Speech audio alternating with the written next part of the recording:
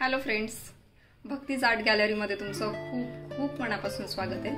आणि तुम्ही बघू शकता तर आज मी काय बनवलेलं आहे। तर आज मी बनवलाय बदामाचा हलवा आणि एकदम अप्रतिम दिसतोय आणि तेवढाच खायला सुंदर लागणार आहे, छान लागणार आहे। तर चला तर मग आपण बघूया त्याची रेसिपी।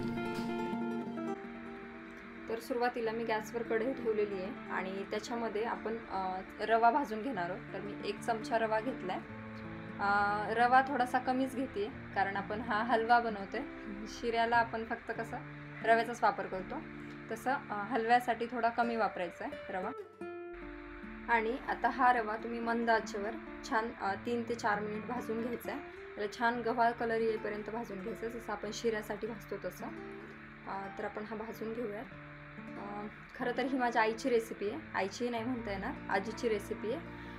पप्पा सांगतात की जेव्हा आजी होती तेव्हा ते काय करायची, पहिले 4 वाजता उठायची आणि पाटावर वंट्यावर बदाम वाटून हलवा बनवायची आणि मग नंतर तो 4-5 वाजता हलवा खाऊन नंतर झोपायचा। म्हणजे थोडी विश्रांती घेतली तर त्या हलव्याचा शरीराला जास्त फायदा होतो, म्हणजे जास्त तो गुणकारी ठरतो।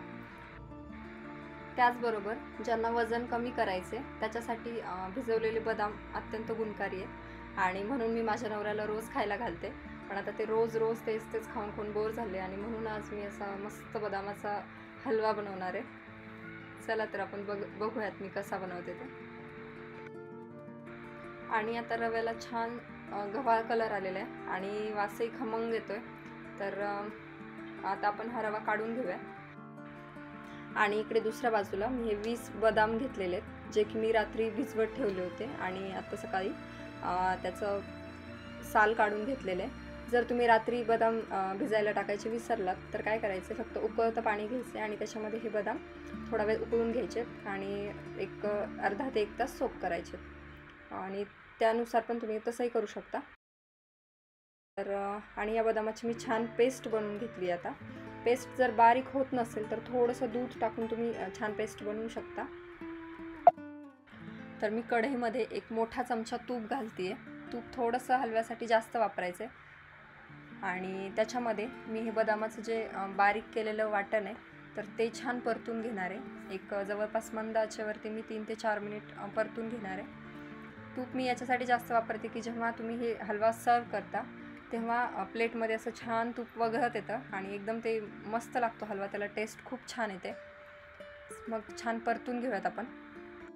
तर आता हे बदामाचं जे वाटण होतं तर ते मी हे छान परतून घेतलेलं आहे आणि त्यानंतर मी त्यामध्ये भाजलेला रवा टाकते आणि परत दोन्ही छान मिक्स करून अजून अर्धा ते 1 मिनिट परतून घ्यायचे।